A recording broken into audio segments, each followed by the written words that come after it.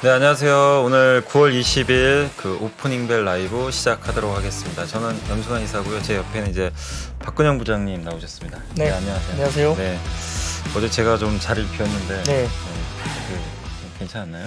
예, 뭐 최선을 다했습니다. 네, 많이 힘드시죠? 부족하지만 힘드시죠? 아닙니다. 뭐 네. 예, 부족한데 열심히 했습니다. 예, 근데 그건 그렇고 참 요즘에 좀 증시가 힘이 너무 부족해서 네. 참 이게 좀 답답. 제가 어제도 장 보면서 느낀 게 이게 어제는 이제 종목 장세도 안 보이더라고요. 예. 그러니까 좀 무기력한 그런 모습이었는데 오늘은 이제 또 오늘 또 저녁에 FMC도 있어서 어떤 변동성 나올지 모르겠지만 한번 또 시장 한번 좀 살펴봐야 될 것 같고, 자 지금 현재 이제 코스피가 이제 출발한 걸로 나오고 코스닥도 좀 출발을 해서 기업들이 이렇게 호가들이 좀 나오고 있는데 오늘 좀 오전장 한번 좀 출발 상황 한번 좀 짚어주시죠. 네, 뭐 시장은 코스피도 약보합 정도 출발을 하고 있는 것 같고요. 뭐 현재 지수 코스피가 2,556포인트 수준으로 출발을 했습니다. 네. 뭐 코스닥 같은 경우도 883포인트 수준으로 일단 출발했고 대부분 다 이제 약보합으로 출발하고 있는데 삼성전자는 그래도 오늘 빨간불을 좀 켜고 있습니다. 200-300원 정도 강보합. 오늘 사실 좀 인텔이 좀 많이 빠져서 걱정을 했는데 맞습니다. 다행이네요, 좀. 네, 그래서 어제 인텔 그 CEO가 약간 데이터 센터 AI 쪽 관련된 재고가 좀 많다 이야기하면서 어제 새로운 제품을 또 내기도 했습니다만 사실 좀 별로 움직임이 좋지 못했죠. 그래서 약간 그것 때문에 우려를 했는데 뭐 그럼에도 불구하고 뭐 애플 관련주는 그래도 또 플러스권으로 올라오긴 했어요. 수요가 생각보다 좀 강하다 의견이 나오면서 그랬고요.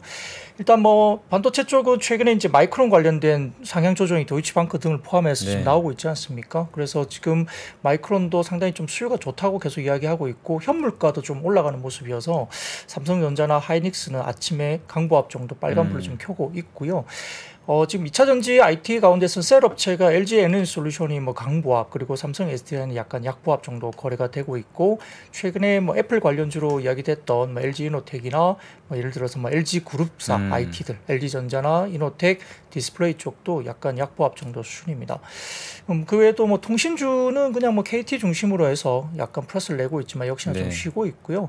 최근에 뭐 배당주 이슈가 되게 많이 불거지고 있잖아요. 그러다 보니까 통신주뿐만 아니라 이제 뭐 보험이나 은행주들 이야기되고 있는데 뭐 보험주들은 상당히 좋았고요. 하나금융지주를 포함한 은행주들도 오늘 플러스권으로 유지되고 있고 뭐 의외로 철강업종, 경기민감업종 중에 철강업종이 오늘 괜찮습니다. 포스코홀딩스가 뭐 전통적인 철강업종에 하긴 좀 그렇습니다. 최근에는 2차 전지 관련주로도 언급이 되게 되고 있기 때문에 뭐 그렇긴 하지만 그 외에도 뭐 현대제철이나 동구홀딩스와 같은 종목들도 꽤 괜찮은 모습이 보이고 있고요. 의외로 제가 느꼈던 게 좀 제일 부진했던 게 석유화학이나 철강 같은 이제 중국 경기민감주인데 어제 뭐 금호석유도 그렇고 최근에 롯데케미칼 이런 거 오르는 거 보면 그러니까 기대감이 없다가 좀 이게 기대감이 좀 일부 생긴 건데 그런 분위기는 괜찮은 것 같아요. 맞습니다. 뭐 어제 뭐 잠깐 신한투자증권에서 리포트가 나오기도 했는데 이제 화학 업종에 대해서는 좀 더 빠지긴 좀 어렵다. 그리고 역사적 밸류에이션이 순수 퓨어 플레이 같은 뭐 롯데케미칼이나 대한유화는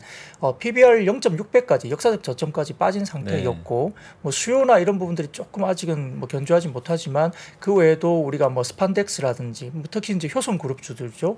효성 TNC 같은 종목들 그리고 최근에 고무 가격이 올라가니까 뭐 금호 석유나 이런 것들 그다음에 특수 스페셜티 굿즈 같은 경우는 우리가 이제 에폭시 같은 이야기를 많이 합니다. 도료나 페인트 쪽. 그래서 전기차 판매 수량이 늘고 그다음에 선박 관련된 쪽이 상당히 좋기 때문에 주택에 대한 부분들 조금 주춤은 하지만 에폭시 가격이 급등하는 부분에 대해서 결국은 이제 뭐 국도화학이나 뭐 KCC 등과 같은 조금 다른 화학 섹터들은 상당히 좋은 모습을 보이고 있다 볼 수 있습니다. 그리고 오늘 뭐 자동차 뭐 부품주들이 상당히 좋아요. 완성차도 플러스권이고 부품주도 괜찮은데요. 지금 이번 주 금요일까지 미국의 이제 자동차 노조가 특별한 뭐 이슈가 뭐 이렇게 본인들한테 유리한 이슈가 뭐가 안 된다고 하면 파업에 대한 강도가 좀 더 높아질 수 있다는 외신 보도가 있었습니다.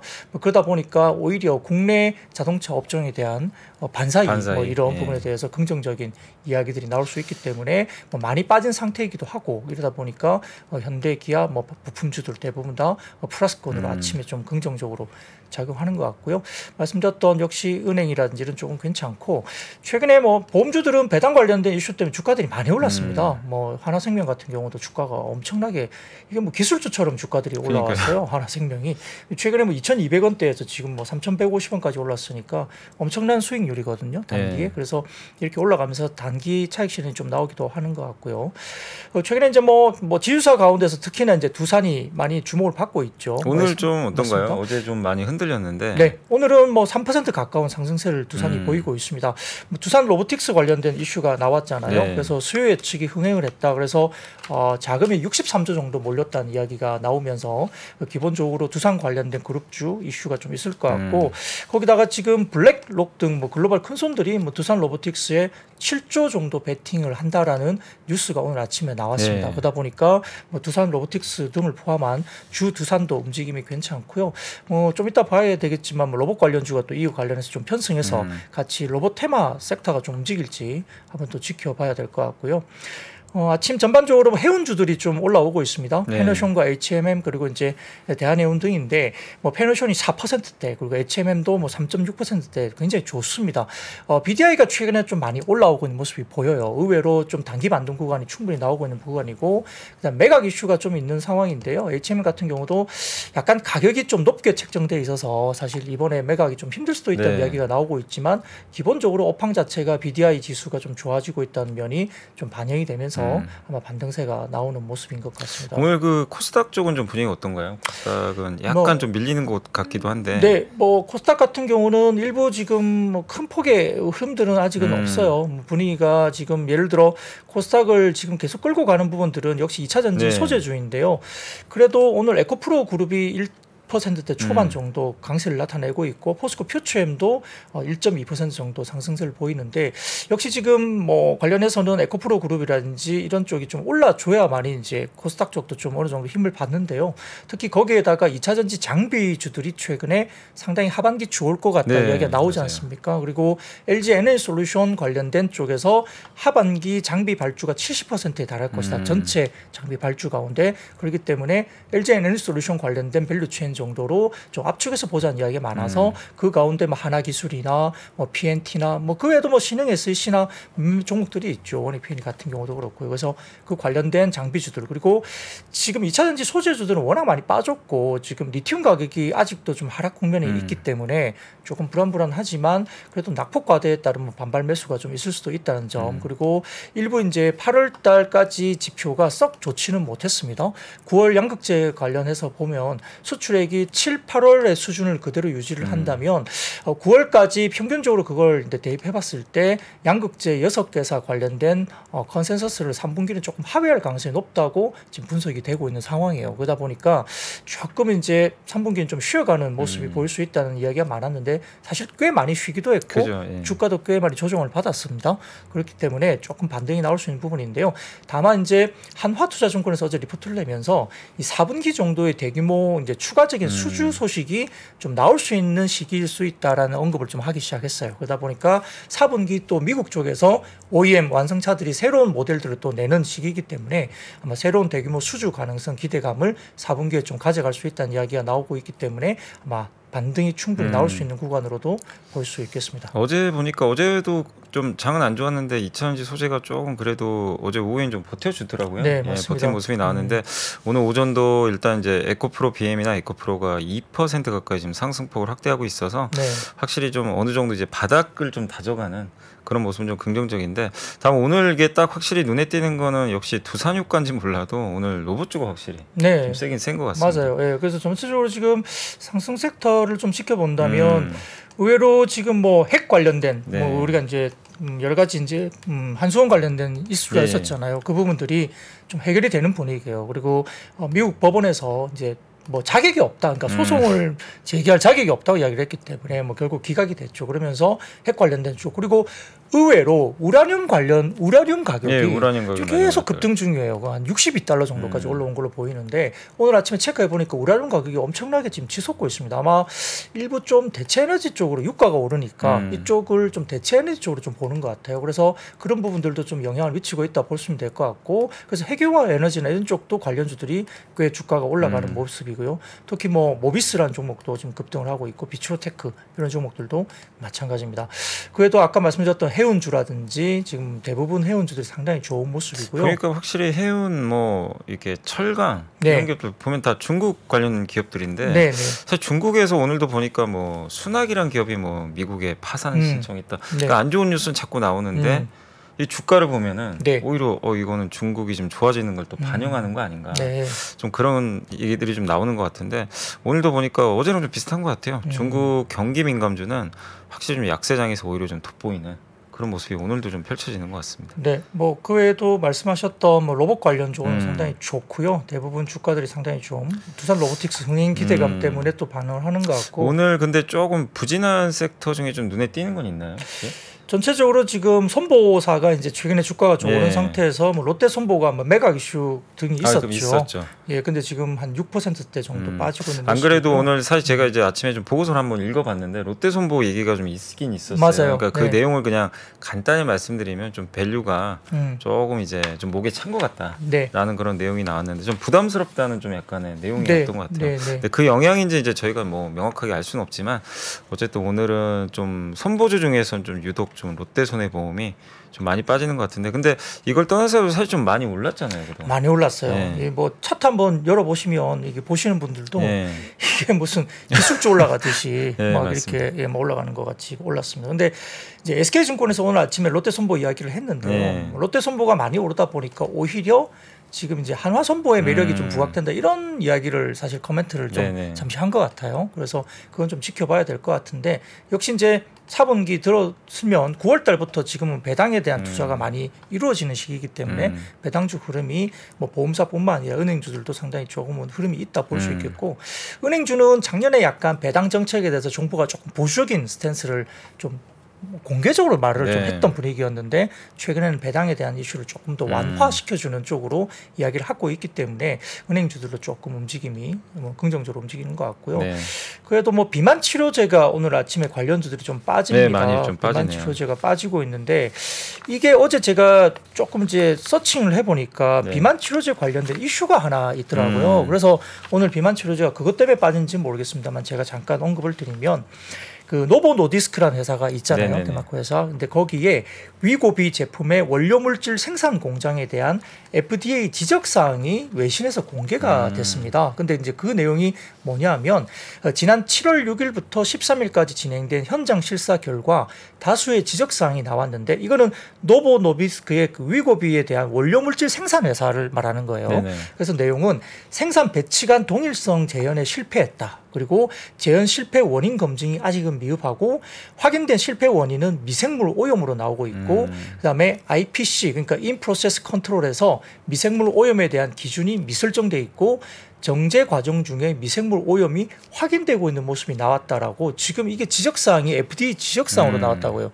그러면 노보노디스크의 위고비 원료 물질을 만든 회사가 그렇다고 하면 이 노보노디스크 위고비 생산에 대한 차질이 그러겠죠. 생길 수 있겠죠. 뭐 그렇기 때문에 뭐 그 영향이 있는지 모르겠지만 오늘 비만 치료제 관련주들이 상당히 조금은 약하게 이제 진행이 되고 있다는 점이 아마 이 뉴스가 그렇게 간과되기는 좀 어렵지 않을까요? 그래서 이 부분 관련해서도 조금은 저희가 한 번 더 팔로우업을 좀 해보셔야 될 것 같고요.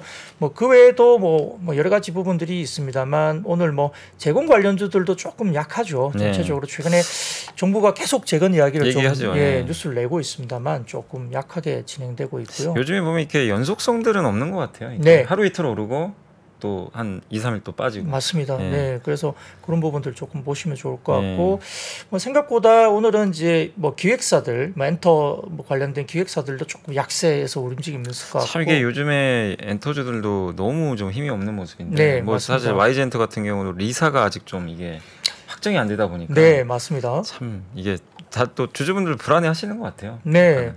사실 좀 블랙핑크 재계약 건에 대해서는 저는 개인적으로는 좀 양쪽 다 좀 보수적으로 봐야 되는 이슈로 좀 보이거든요. 예를 들어서 재계약을 안 하게 되면 정말 진짜 좀 악재가 될 수도 악재가 있는데 될 수 있겠죠. 뭐 재계약을 한다고 하더라도 이게 수익 배분 비율이 이제 블랙핑크 쪽으로 많이 넘어갈 가능성이 크죠. 워낙 이제 커진 그룹이기 때문에 그러면 기존의 블랙핑크를 통해서 벌었던 수익 구조가 YG엔터 입장에서는 조금 더 이제 약화될 수밖에 없는 국면이기 때문에 이 블랙핑크 쪽의 재계약권은 어떻게든 뭐 YG엔터는 일단 굉장히 호재는 아닐 수 있다는 거죠. 근데 이제 새로운 어떤 그룹이 그걸 메이크업을 해주게 된다면 뭐 그 부분을 충분히 이제 감안하게 된다면 뭐 그래서 뭐 베이비몬스터라든지 새로운 그룹에 대한 기대감이 있는데 신규 그룹들이 어떻게 블랙핑크의 어떤 뭐 약간 빠지는 부분들을 좀 메이크업 해줄 수 있냐 부분이고 뭐 아무튼 리사 씨가 좀 많이 시간을 끄는 것 같아요.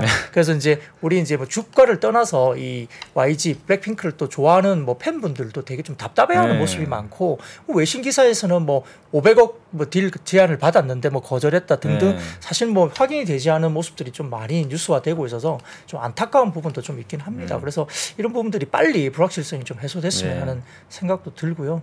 좀 아쉽죠 그런 부분들은. 자 그리고 어쨌든 이제 지수 현재 이제 시장 한번 좀 다시 한번 좀 정리해드리면 일단 오늘은 코스피 약보합이고요. 코스닥은 강보합인데 사실 뭐 그렇게 큰 변화는 없다고 보시면 되겠고 다만 이제 오늘 약간 이제 바뀐 거는 2차 전지가 확실히 오늘 좀 돋보이는 것 같아요. 에코프로 계열사들이 좀 급등하면서 반전이 좀 나오고 있는데 다만 이제 코스피 쪽에서는 주도주들이 좀 눈에 띄지는 않고 아까 말씀해 주신 대로 뭐 해운주나 철강주 정도 이 정도밖에는 사실 크게 눈에 안 띄고 코스닥 같은 경우는 이제 일부 로봇이나 뭐 2차 전지 소재 이쪽이 좀 강하지만 근데 확실히 에코프로 계열사 이게 급등해도 코스닥이 크게 오르질 못하고 있어요. 네, 맞습니다. 그러니까 확실히 오늘 또 바이오가 빠져서 그런지 그래서 지금은 예전만큼 또 이 우리나라를 좀 대표하는 이런 이제 주도주들이 시장에 또 힘을 쓰는 그 영향력이 좀 많이 약해진 것도 좀 사실인 것 같습니다. 그래서 좀 시장 전체 힘이 어쨌든 이제 지난주에 좀 강했지만 이번 주 들어와서 확실히 좀 힘이 빠지는 모습이 오늘 오전까지는 좀 계속 이어지고 있는데 사실 오늘 저녁에 또 FOMC 좀 회의가 좀 열리잖아요. 맞습니다. 근데 이제 그거 좀 아무래도 투자자들 심리가 좀 관망하자는 심리가 계속 이어지겠죠 오늘도? 그러겠죠. 뭐 지금 뭐 금리 동결 쪽으로 확률은 높아지는 쪽으로 계속 이야기는 되고 있는데 문제는 뭐 이번 금리 동결 자체가 문제가 아니라 이제 내년 금리 경로에 대한 이슈가 결국 불거질 수 있는데 점도표에 대한 이슈가 상당히 중요할 것 같아요. 지금 뭐 11월에 금리를 한번 올릴 수도 있다는 이야기들이 지금 나오는 것들이 조심스럽게 말은 하고 있지만 현재 유가가 올라가니까 그 부분들이 결국 이제 좀 부담스러워지는 부분이 분명히 있는 거거든요. 그래서 유가가 이렇게 올라갔을 때 향후에 뭐 인플레나 이런 쪽에 어떻게 자극을 할 것인가에 대한 부분들에 대해서 굉장히 지금 고민이 많은 시기일 수도 있습니다. 근데 이제 그와 관련된 이야기가 좀 우리도 이제 갑자기 유가가 좀 $100 넘어선다 이야기가 많으니까 이걸 어떻게 해석해야 될까에 대한 고민이 사실 있는 건데요. 근데 이제 지금 오늘 현대차증권에서 또 전략 파트에서 이런 이야기를 좀 했습니다. 이 분기당 유가가 10% 상승해도 근원 인플레에 미치는 영향은 거의 없었다는 거예요. 분석 자료를 냈는데 이게 재밌어요. 그래서 어제 WTI 가격이 장중 배럴당 $92 선을 상향 돌파를 했는데 작년 11월 초 이후 최고치죠. 그리고 최근에 미국도 전략 배출률을 또 사기 시작하면서 사실 뭐 수요가 있습니다만 뭐 $100 선 돌파 조심스럽게 이야기되고 있고 또 그런데 문제는 미국 쪽에서 지금 최근에 리그 수가 계속적으로 빠지다가 유가가 이렇게 $90 선 올라오니까 리그 수가 좀 증가하고 있는 모습이 이제 나타나기 시작했다는 그러니까 거죠. 리그라는 건 이제 원유 시추하겠다는 거죠. 하겠죠. 그래서 결국은 유가가 많이 올라오니까 결국은 다른 생산자들의 증산을 유도할 수 있는 국면이 올 수 있다는 점을 이제 지적을 했고요. 그다음에 두 번째로는 여름 쪽에는 대부분 다 드라이빙 시즌이기 때문에 굉장히 성수기죠. 그렇죠. 그리고 이렇게 여행 수요가 끝나고 나면 하반기로 가면은 수요가 좀 감소할 가능성이 높기 때문에 그리고 올해는 겨울이 조금 따뜻할 가능성이 높다는 거죠. 그러면 원유 수요가 치솟기는 조금 어렵다. 제한적으로 볼 수 있다는 거고요. 그리고 현대차증권에서 분석을 해봤을 때 유가가 헤드라인 인플레에 미치는 영향은 근원 인플레에 미치는 영향보다는 여러 가지 뭐 그 부분에 대해서 상당히 그 근원 쪽에 미치는 영향이 상당히 낮게 평가가 됐다는 거죠. 그래서 모건 스탠리에 따르면 분기당 유가가 10% 계속 상승을 하면 헤드라인 인플레는 평균 0.2% 상승세를 보였다고 합니다. 분석에 따르면. 근데 근원 인플레는 크게 움직이지 못했다고 분석이 나왔대요. 그러니까 유가가 지금 이렇게 좀 올라와도 인플레 자극을 많이 못할 수 있다는 거고 근데 뭐죠? 최근에 10월 1일부터 학자금 대출 상환이 들어옵니다. 그러니까 지금 20대, 30대, 40대 지금 카드 연체율이 상당히 높은 상황이고 학자금 대출과 관련된 부분을 지금 상환하는 도래가 이제 만기가 돌아오는데 그러면 소비 여력이 떨어지니까 어떻게 되죠? 서비스 쪽의 인플레가 상당히 좀 잡힐 가능성이 높죠. 뭐 그러니까 전체 인플레 관련된 쪽은 생각보다 그렇게 많이 치솟지 않을 가능성이 좀 높지 않나라는 분석을 할 수 있겠습니다. 그러면 추가적인 금리 인상에 이런 것에 대한 우려가 조금 조금 낮아질 수 있다고 저희가 볼 수 있겠죠. 그래서 유가만 올라간다고 해서 단순하게 인플레 우려가 너무 세져서 갑자기 뭐 금리 인상을 굉장히 적극적으로 공격적으로 한다고 나서지 않을까라고 이야기를 좀 하는 것은 조금 이제 우리가 좀 생각을 해볼 필요가 있다. 네. 이런 것도 좀 저희가 한번 스타디를 좀 해봐야 될 것 같습니다. 알겠습니다. 그리고 저도 이제 그 보고서 오늘 하나 준비해봤는데 안 그래도 이제 요즘에 원유가 가장 핫 이슈니까 원유 관련된 이제 그 보고서 하나 나온 게 있어요. 그래서 한번 그거 좀 혹시 자료 있으면 한번 보여주시면 좀 좋을 것 같습니다. 이게 이제 사실 저희 당사에 계시다가 이제 이번에 대신증권으로 이직하신 그 최진영 연구원인데 제가 뭐 개인적으로 봤을 땐 이분이 되게 원유를 잘 맞추셨어요 그동안.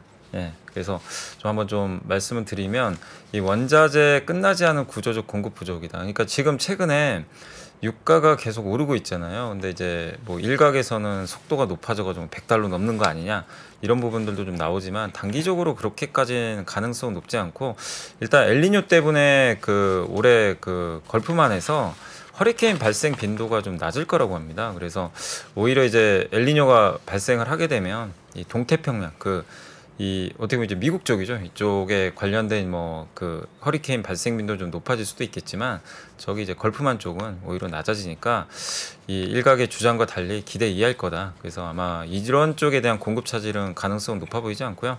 두 번째는 이 아까 뭐 드라이빙 시즌도 언급해 주셨지만 산유국은 냉방 시즌이거든요. 그래서 중동 산유국들이 그때 5월에서 9월 동안 에어컨을 엄청 틀거든요. 그때 이제 대부분 원유로 발전을 해요. 그러다 보니까 이제 수요가 좀 늘어난 부분이 있는데 이제 이게 끝나갑니다. 그래서 유가 상승 속도는 좀 제한될 수 있다. 근데 이제 이건 단기적인 시각이고 이 최진영 연구원님이 그리는 시각에서는 조금 이제 투자하신 분들한테 불편할 수도 있어요. 장기적으로 고유가는 지속될 수밖에 없다. 이런 좀 내용인데 다음 페이지 한번 좀 보여주시면 일단 이제 그 유가가 앞으로 좀 구조적으로 좀 공급이 부족할 수밖에 없는 게 이제 $100 레벨도 한번 내년 상반기에 돌파가 될 수 있다고 합니다. 왜냐하면 일단 원유 수요가 엄청 많다 이게 아니고 원유는 그 어떻게 보면 카르텔이 형성돼 있잖아요. 그래서 네. 오펙 중심으로 이제 이끌고 있는데 이게 내년 12월 말까지로 올해 6월 오펙 회의에서 연장을 이제 결정을 했거든요. 그래서 조그만 수요가 이제 여기서 불꽃이 딱 튀기면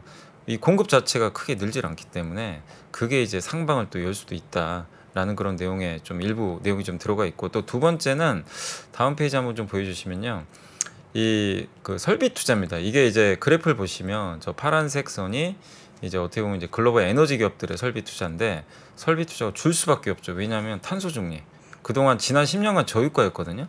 그러다 보니까 이제 설비 투자할 유인이 없었어요. 근데 이게 이 설비 투자가 유가에 어떻게 보면은 그 한 뭐 5, 7년 정도 이렇게 선행을 또 한다고 하니까 공급 쪽에 그렇게 본다라면은 저 부분들이 이제 본격적으로 공급을 좀 줄이면서 앞으로 2024년, 5년, 6년, 7년까지 이 공급 자체를 줄이면서 고유가 레벨을 만들 수도 있다. 이건 사실 좀 굉장히 우리 한국 입장에서는 좀 불편한 이슈일 수 있어요. 물론 이제 저게 맞을지 안 맞을지 모르지만 그래서 다음에 한번 내용 좀 보여주시면 그래서 그런 이유들 때문에 어쨌든 이제 유가 레벨 자체는 장기적으로 좀 고유가가 좀 이어지지 않겠냐라고 보고 있는 것 같습니다. 그러면 이걸 깨는 방법은 사실은 이제 공급 늘리면 되거든요.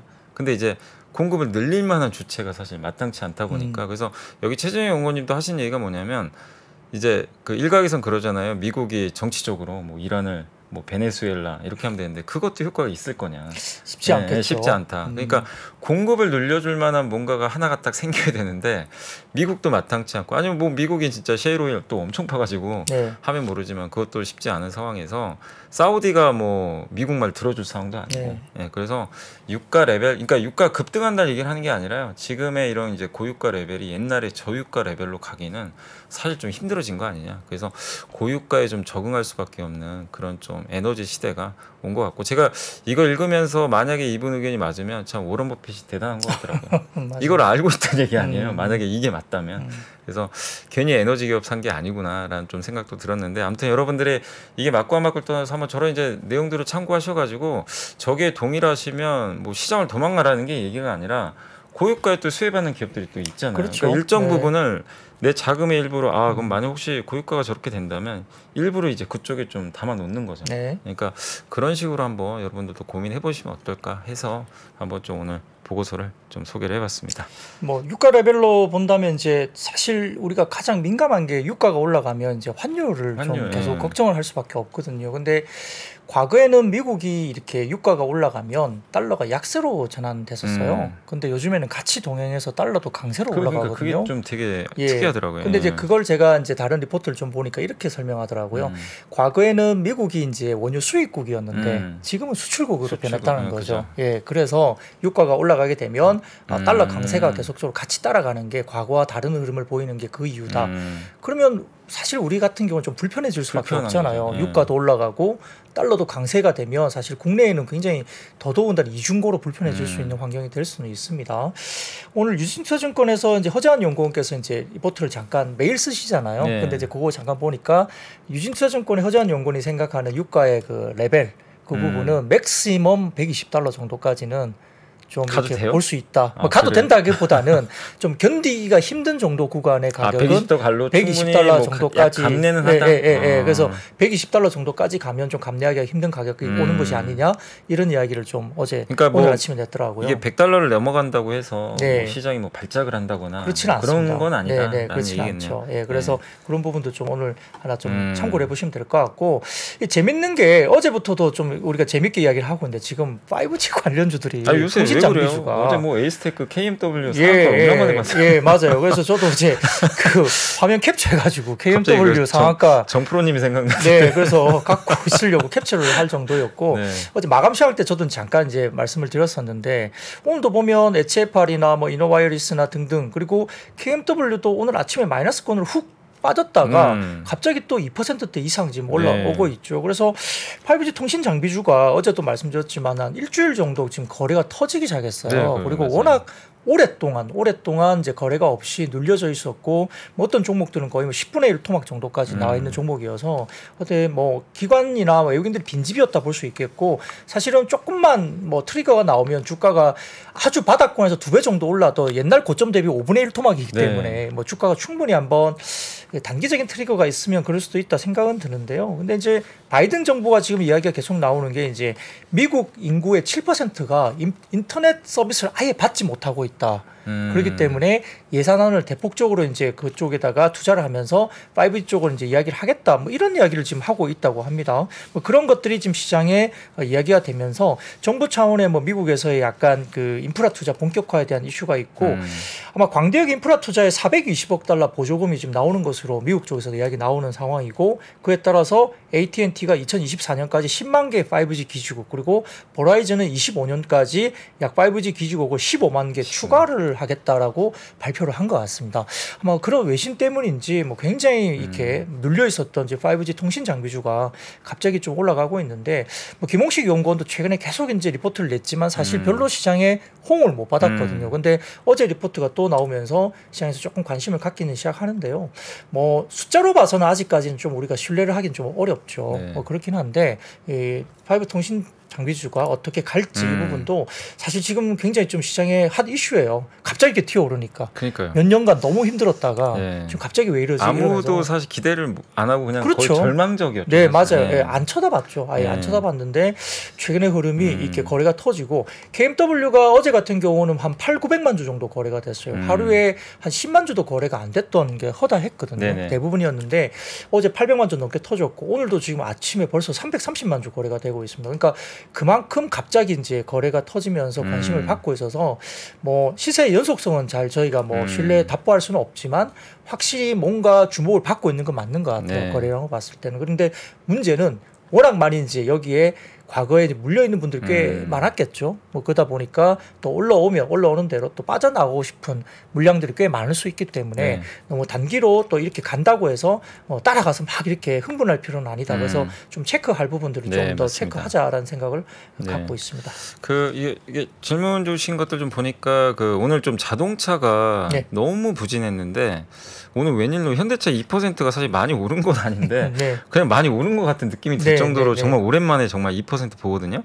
근데 오늘 아까도 잠깐 언급해 주셨는데 이게 파업 이슈 때문인지 뭐 그러니까 저도 이게 찾아보니까 다른 뭐 특별한 호재가 나온 건 사실 마땅히 없는 것 같은데 지금 이제 UAW 거기 이제 파업이 만약에 이제 연장이 된다면 사실 이제 빅3가 생산이 당연히 더 줄 수밖에 없잖아요. 그렇죠. 이제 거기에 맞습니다. 따라서 사실 우리나라도 뭐 반사이익도 어느 정도 나올 수 있을 것 같은데 근데 또 길게 보면 이게 또 현대차 공장에도 이게 네. 이슈가 생길 수도 있는 거잖아요. 네, 그래서 그렇죠. 이게 꼭 호재인지는 솔직히 저도 잘 모르겠는데 오늘 좀 어떻게 보세요? 현대차도 좋고 현대모비스도 좀 올라가고 있는데 네. 전체 분위기는 진짜 괜찮은 것 같습니다. 오랜만에. 네, 뭐 지금 오늘 모비스 같은 경우는 삼성증권에서 리포트가 나왔죠. 그래서 이제 그 삼성증권 리포트 영향도 좀 있는 것 같고요. 네. 긍정적인 리포트가 나왔고 미국 쪽에 뭐 결국 이제 노사 분규가 심해지면 아무래도 뭐 물론 이제 현대기아도 미국 공장에 이슈가 좀 있을 수는 있겠지만 그래도 상대적인 반사이익을 분명히 받을 수 있는 건 맞을 것 같아요. 출하를 네. 할 수 있고 그리고 현대기아가 미국 시장에서 지금 굉장히 선전을 일단 하고 있습니다. 네, 잘 팔죠. 전기차도 네. 어느 정도 잘 팔고 있고 그렇기 때문에 그러하고요. 그리고 국내에서도 이제 현대기아에 대한 파업 관련된 부분도 이제 임금 인상이 어느 정도 마무리되면서 불확실성이 해소된 면도 있고요. 그러니까 주가가 이제 우려감 때문에 꽤 많이 빠져 있었던 자리이기 때문에 이제 반등이 좀 나오는 것 같고 이제 이번에 노사분규 관련된 부분에 대해서 이제 임금 인상분이 어느 정도 반영이 되느냐 뭐 이렇게 평가를 한 NH투자증권의 최근에 보고서를 제가 기억을 하는데 이번에 임금 인상분에 대해서 고정비 증가가 한 13% 정도 굉장히 적지 않은 규모인 것 같아요. 13%는 꽤 많은 거 아닌가요? 많은 거죠. 인건비 관련된 고정비가 13% 증가하는 요인이 생겼다라고 NH투자증권에서 분석을 했는데, 근데 이제 하반기 현대기아가 내놓은 가이던스라든지 이런 것들에 대해서 이제 그대로 물량 출하가 되고 판매가 된다면 메이크업 할 수 있을 정도라고는 평가를 했어요. 그러니까 이제 일단 주가가 빠진 상태에서 불확실성 해소는 반등의 요소라고 일단 평가를 했고요. 근데 참 재밌는 것은 최근에 이제 경기가 조금 어려워지면서 이게 좀 자동차도 좀 안 팔릴 수 있지 않을까라는 고민을 많이 할 수 있는 국면인데 미국 쪽에서 시장조사기관이 최근에 내놓은 자료가 어떤 게 재밌는 게 있냐면 자동차 할부 금융 있죠. 캐피탈. 그게 3개월째 상승 중이랍니다. 수요가 있다는 거예요. 그러겠네요. 네, 그래서 이제 우리가 자동차가 잘 안 팔릴 거야라고 막연하게 경기에 대한 우려 때문에 이야기는 했지만 실질적으로 자동차 캐피탈 쪽에 상승세가 3개월째 이어지고 있는 이야기가 외신에서 나오고 있습니다. 그렇기 때문에 수요가 생각보다 죽지 않고 있다라는 게 이제 방증이 되고 있고, 네네. 근데 미국 쪽에 뭐 다른 회사들과 관련된 노조의 파업이 들어간다? 그러면 현대기아 쪽은 좀 좋은 거 아닌가? 뭐 이런 생각을 할 수도 있는 거죠. 그래서 복합적인 사안에 대해서 좀 그런 부분이 아마 반영이 좀 되고 있으니까 아닌가 이렇게 생각이 드네요. 네, 어쨌든 오늘 정말 오랜만에 자동차주들 좀 선전하고 있는데 사실 저희 현대 기아 주주분들 좀 억울할 수도 있는 게 매번 그냥 뭐 실적 좋은 빅카웃이다, 빅카웃이다. 네. 거기에 벌써 1년이 넘은 것 같은데 맞아요. 근데 네. 더 놀라운 거 그거를 계속 이 도장 깨기처럼 깨고 나가고 있는 게 또 현대차의 맞아요. 실적인데 맞습니다. 어쨌든 좀 PER이 3배밖에 안 된다는 거는 근데 좀 이런 생각도 들어요. 분명히 숫자로 보면 너무 좋거든요. 진짜 좋은데 맞아요. 시장이 왜 인정을 안 해줄까? 이 부분도 확실히 이제 이게 시장이 무조건 또 틀렸다라고는 볼 수 없는 것 같아요. 네. 시장이 맞는 경우도 있는데 결국 그거는 이제 뭐 많은 분들이 공감하시겠지만 테슬라 같으면 이제 뭘 좀 보여달라는 거죠. 뭐 네. 전기차라든가 그렇죠. 이런 혁신을 보여달라는 건데 그게 당장 뭐 현대차가 1, 2년 안에 바로 보여주기가 좀 어렵다 보니까 네. 그 괴리가 있는 거 아닌가. 근데 저도 이제 어쨌든 이 현대차를 좀 많이 바라보면서 느낀 거는 그래도 현대차는 좀 생존하지는 않을까. 왜냐하면 지금 돈은 잘 벌거든요. 네, 그러니까 그렇습니다. 이 생존과 어떤 생사의 기로에 있잖아요. 지금 자동차 회사들이. 네.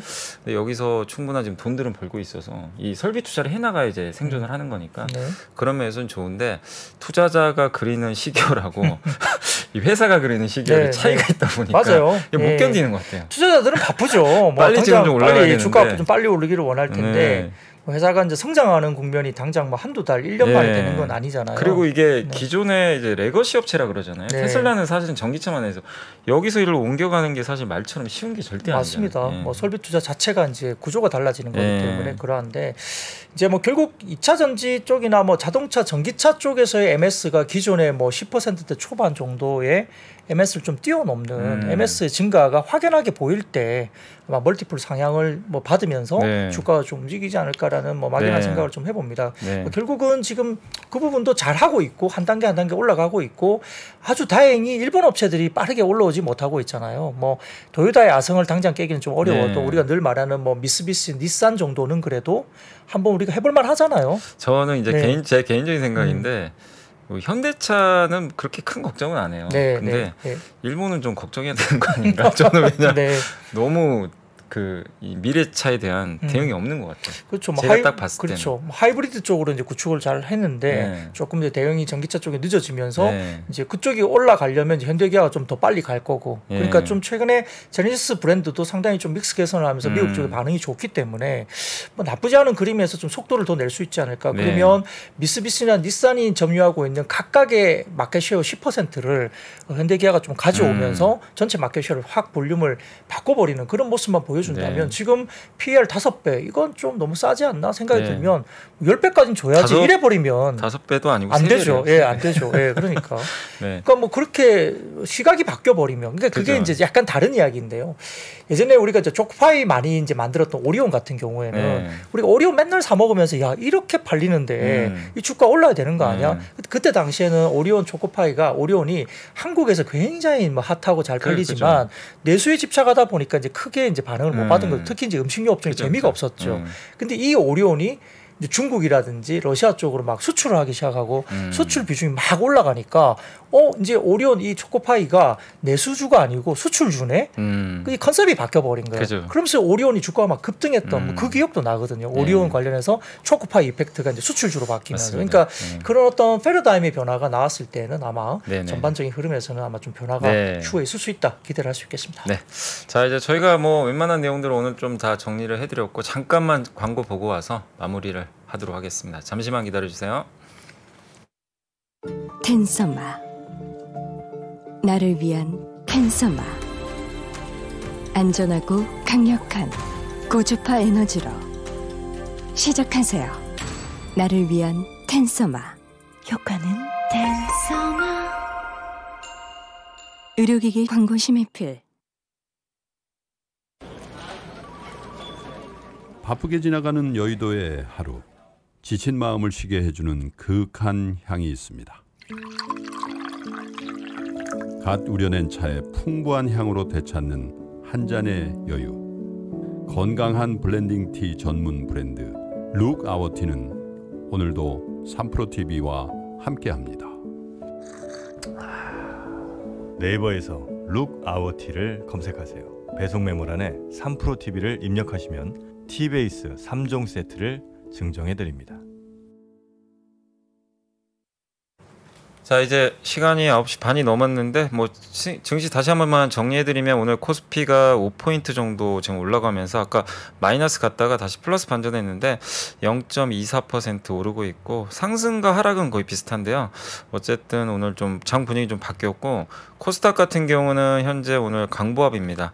그래서 하락 종목이 더 아직은 좀 많은 편인데 양시장 모두 다 좀 오전에 약간 부진 딛고 좀 올라오는데 그래도 오늘은 좀 코스피 쪽이 강한 모습이고 업종별로는 오늘 확실히 해운주가 가장 좀 돋보이는 것 같고 HMM이라든가 뭐 페노션 같은 기업들의 주가 흐름 좀 돋보이고 있고 그리고 만년 좀 서름 봤던 오늘 정말 오랜만에 자동차주들이 뭐 특히 현대차가 이게 앞에 3%대 보는 거는 너무 오랜만인 것 같습니다. 그래서 오늘 좀 급등하면서 좀 코스피를 어쨌든 이끌고 있어요. 그리고 전통적으로 지금 요즘에 강했던 고배당주들 뭐 은행주라든가 이쪽도 계속 좀 딜을 받치면서 코스피는 굉장히 좀 견조한 그런 모습이고 코스닥은 오늘 2차 전지가 좀 분투하는 것 같아요. 에코프로랑 에코프로 BM이 좀 선전을 하면서 받쳐주는데 그럼에도 코스닥이 좀 약한 거는 오늘 루닛이라든가 펩트론 같은 대표 헬스케어 섹터들이 좀 오늘 주가가 급락을 하고 있거든요. 그래서 이 부분이 일단 코스닥에는 약간의 상승을 가로막는 요인이다. 그러나 전체적으로 코스피나 코스닥을 이끄는 이 양대 축이 좀 잘 버텨주고 있어서 이틀간 좀 증시가 너무 좀 안 좋았는데 오늘은 좀 잘 버텨주는 그런 모습인 것 같습니다. 그래서 오늘 일단 현재 오전장은 좀 우려했던 것보다는 좀 특히 경기 민감주들이 잘 선전하면서 잘 버텨주는 그런 모습입니다. 오늘 FMC까지만 좀 잘 넘어간다면 조금 더 좋은 분위기 나오지 않을까 싶은데 오늘 어쨌든 이제 저희가 이제 정리할 시간인데 오늘 오후에 좀 봐야 될 포인트나 뭐 한번 이런 것들 좀 한번 짚어주시고 좀 마무리하면 될 것 같습니다. 네, 역시 뭐 FMC를 앞두고 있는 부분에 대해서 좀 고민을 계속 하고 있어서 뭐 오늘 공격적인 뭐 매수가 들어오기는 조금 쉽지 않을 것 같아요. 확인하자는 생각들이 많아질 수 있고 다음 주는 또 연휴가 꽤 길죠. 그러니까 맞습니다. 지금 연휴 기간 동안 그렇게 굉장히 뭐 많은 포지션을 가지고 갈 사람들은 그렇게 없어 보입니다.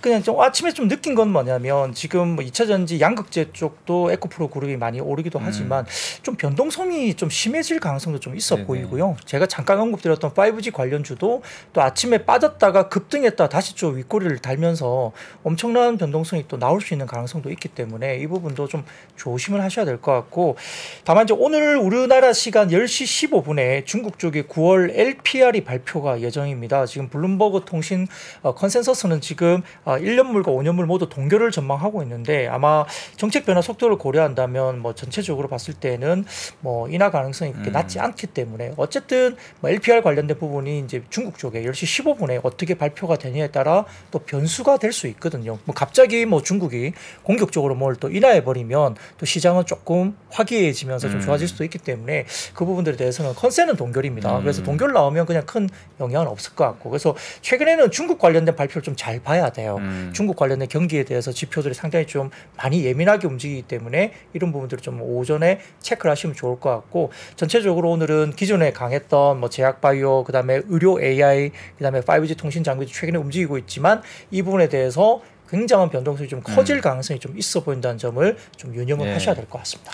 네, 뭐 박근영 부장님 좀 말씀대로 좀 시장이 굉장히 좀 요즘에 어렵죠. 어렵고 뭐 매매하기도 좀 까다로운 장인데, 여러분들 이럴 때일수록 좀 여유를 가지시고 천천히 또 시장 살피시면서 대응하시면 좋을 것 같고, 항상 이렇게 또 긴 연휴 앞두고는 어쨌든 시장이 크게 움직이진 못했던 것 같아요. 네. 네, 그래서 그런 점도 염두에 두시면서 좀 차분히 다음 주까지 한번 대응해 보시면 좀 좋을 것 같습니다. 다만 이제 큰 방향이 지금 어디로 가는지는 잘 한번 계속 고민하시면 좀 좋지 않을까, 이게 말씀드리고 싶고, 오늘 박근영 부장님 또 오늘 저녁에 또 나오시죠? 네, 뭐 저는 데일리 인트로 매일 네. 찾아뵈니까 네. 6시 30분입니다. 개편 네. 이후에 시간이 조금 늦어졌고 또 개편 이후에 좀 짧아졌어요. 그래서 예. 저는 좀 좋아요. 네. 예, 자료를 준비를 좀 덜 해도 되니까. 근데 보시는 분들은 좀 아쉽다 그러시는데 네. 아무튼 뭐 6시 30분부터 하는 저녁 데일리 힌트도 좀 많이 봐주시면 네, 좋겠습니다. 네, 오늘 저녁 라이브도 많이 좀 시청해 주시면 감사하겠습니다. 자, 오늘 이제 비도 오고 조금 이제 날씨는 우울한데 다행히 시장이 좀 햇빛이 조금은 좀 내리고 있어서 좀 다행인데, 이 분위기 오늘 좀 끝까지 이어지기를 좀 기대하면서 저희 오늘 9월 20일 좀 그 오프닝벨 라이브는 여기서 마무리하고, 저는 또 내일 찾아뵙고 또 오늘 저녁에는 박근영 부장님 찾아올 예정이니까 또 뵙도록 하겠습니다. 자, 오늘도 좋은 하루 되시고 저희는 물러가도록 하겠습니다. 감사합니다.